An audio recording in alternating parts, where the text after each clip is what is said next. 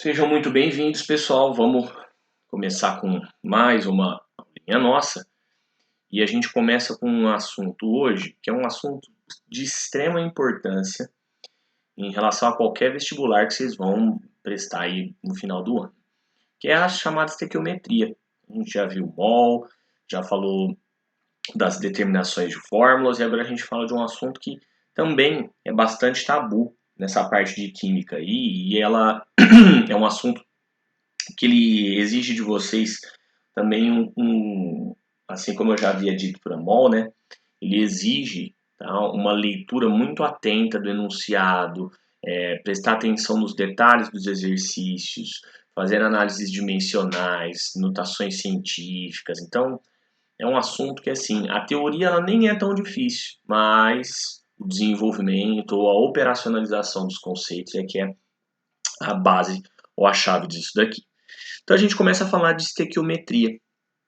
Então, o que significa estequiometria? Ó, estequiometria significa estéquio,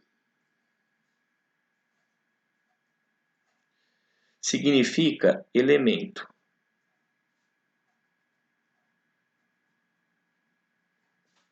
Enquanto metria significa medida.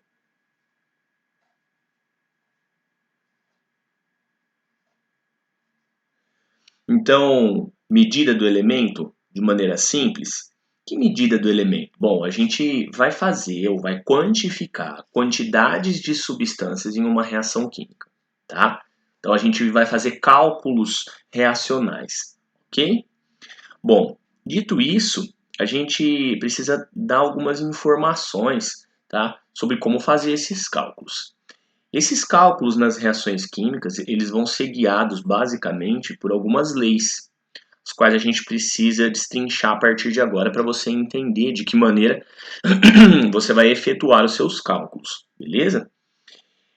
Basicamente, a gente vai ter aqui o cálculo estequiométrico sendo guiado, como eu disse, por três leis, certo? Então, eu vou ter três leis que vão guiar esse meu cálculo. Que leis são essas? Ó, então eu tenho lá, inicialmente, certo? A lei de Lavoisier.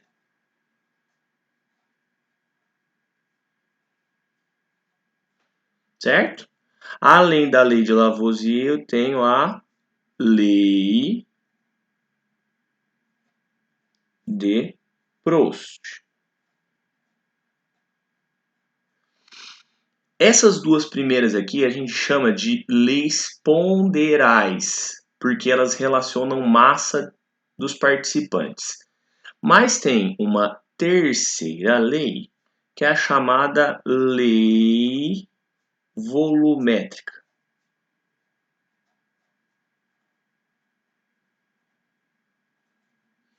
Essa lei foi formulada por dois caras que possivelmente você já deve ter visto no estudo dos gases, tá? Que são Charles e Guy Lussac. Não coloquei o nome deles aí porque não é tão comum, tá? Não é tão simples da gente olhar para esses caras e reconhecê-los na teoria. Então, como eu havia dito aqui, ó, essas duas primeiras aqui são chamadas de leis ponderais. Por que elas são chamadas de leis ponderais? Porque elas estão relacionadas com massa de participantes. Fechou? E essa lei aqui, como o próprio nome está te dizendo, ela é uma lei volumétrica.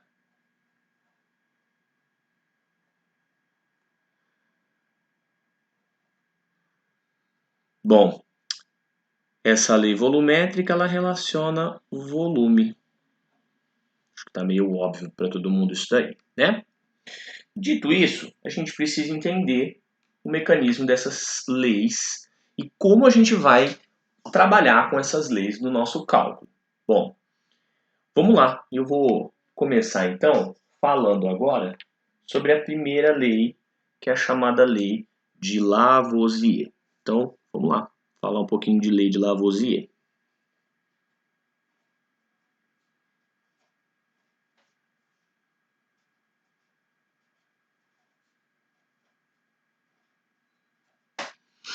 Bom, o que diz a lei de Lavoisier? A lei de Lavoisier, tá?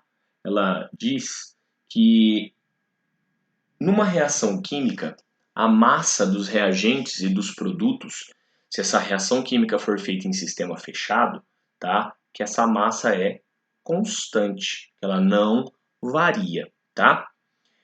Essa lei, ela é formulada e dita muitas vezes com um enunciado que talvez é um pouquinho diferente. E esse enunciado dessa lei, tá? Ele muitas vezes é dito pela gente em explicações e a gente conhece essa frase, que é a célebre frase que diz que na natureza nada se cria, nada se perde, tudo se transforma. Como é que Lavoisier chegou, tá, a essa formulação ou essa lei, sua lei ponderal? Bom, Lavoisier, ele fez alguns testes com uma substância, tá? Que era, na verdade, um óxido de mercúrio. Então, ó, ele pegou esse óxido de mercúrio.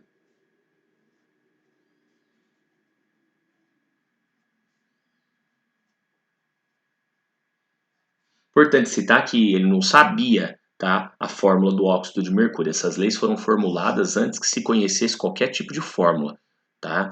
Então, ele pegava esse óxido de mercúrio. Esse óxido de mercúrio, ele era chamado de cinábrio. Aí ele aquecia esse óxido de mercúrio. Esse aquecimento eu represento nas reações químicas em geral como um triângulo aqui embaixo. E aí ele produzia mercúrio líquido.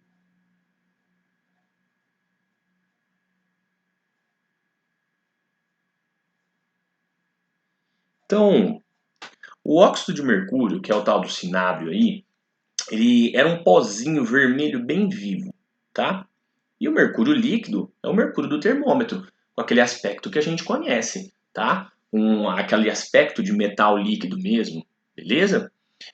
Ele media essas massas de reagentes e de produtos aqui no início e no fim.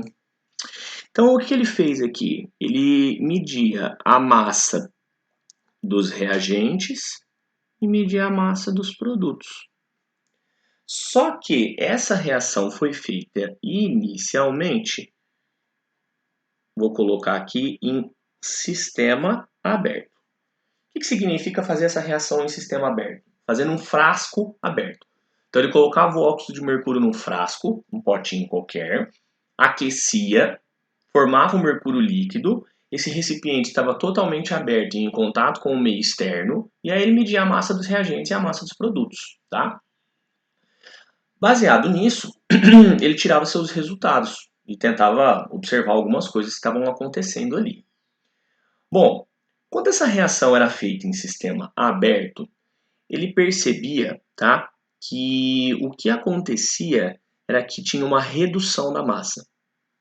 Então, a massa dos reagentes ela ficava sempre maior do que a massa dos produtos. E aí ele testou isso para outras reações, ele foi pegando outras reações, fazendo testes semelhantes, medindo massa de reagentes e massa dos produtos, e aí também fazendo em sistema fechado, e ele percebia que algumas a massa variava, tá? Bom, ele resolveu fazer esta mesma reação aqui, só que agora num sistema que ele classifica como sistema fechado, tá? Então, tá lá, ó.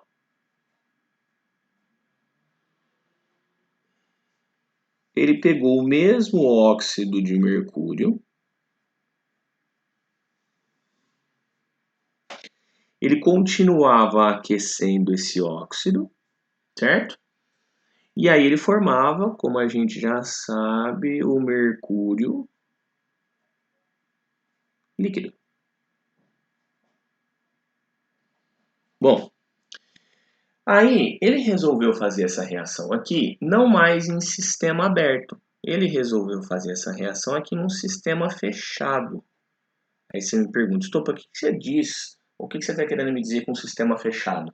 Ele colocou num frasquinho fechado o óxido de mercúrio, que era um pozinho vermelho, tá? Aí tampou esse frasco, colocou em cima de uma balança para pesar e mediu as massas de reagentes e de produtos. Então, ó, massa de reagentes, massa de produtos. E aí, quando ele fazia essa reação em sistema fechado, olha o que ele percebia: que a massa ficava igual. E que ela não variava mais da maneira como ele observava em sistema aberto. E aí ele tentou fazer o quê? Bom, eu vou tentar expandir esse raciocínio para outras reações. E vou tentar testar esse raciocínio com outras reações. E ele começou a perceber que várias reações, e que outras reações também, quando feitas em sistema fechado, a massa era igual. E que algumas feitas em sistema aberto, a massa variava. E aí ele formulou a sua lei, tá? Ele formulou a sua lei, que depois foi base para o modelo atômico de Dalton, tá? E ele formulou a sua lei de que maneira? Ó, vamos lá.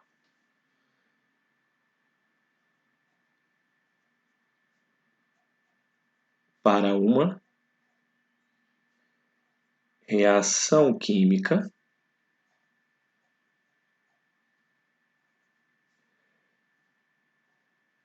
feita em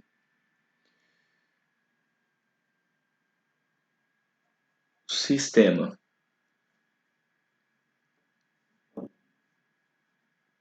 Então, para uma reação química feita em sistema fechado,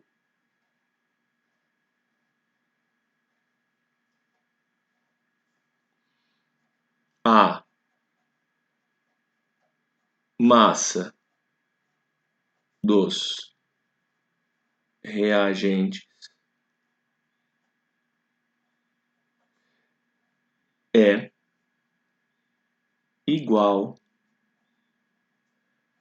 à massa dos produtos. Depois, Dalton vai explicar isso aqui, tá? Essa lei ponderal aqui, baseado ou tentando explicar que a massa numa reação química, ela não era destruída, ela era rearranjada, que os átomos eles sofriam um certo rearranjo, e sofrendo esse rearranjo, você tinha a formação de novas substâncias. Então era dessa maneira que Dalton explicou posteriormente o que Lavoisier tinha dito. É importante a gente fazer algumas ressalvas e algumas considerações aqui.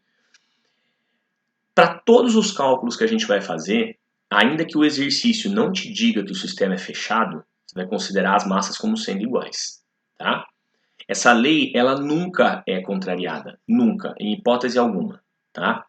Então, em sistema aberto, tá? Ou fechado, a massa sempre vai ser igual.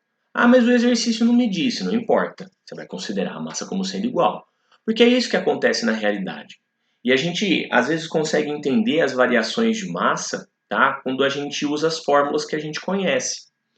Se eu fosse escrever essa reação aqui, ó, do óxido de mercúrio com mercúrio líquido, com as fórmulas que eu conheço hoje, eu ia entender por que ela dá variações de massa. Ó, essa reação química aqui escrita com as fórmulas, ela seria HGO, que é o óxido de mercúrio, é um sólido. Aí você aquece esse sólido. Pelo que ele observava, tinha formação de mercúrio líquido. Mas presta atenção, quem mais eu tinha que formar aqui? HGO é mercúrio com oxigênio. Quando eu formo mercúrio líquido, eu não posso destruir o oxigênio que está aqui. Então, além do mercúrio líquido, eu tinha a formação de quem? De oxigênio gasoso. Certo? E aí, fazendo meu balanceamento, ó, 2 para 2 para 1. Então, quando eu escrevo as fórmulas, eu consigo observar o porquê que dava variação de massa. Por que essa reação aqui feita em sistema aberto, ela me dava variação de massa?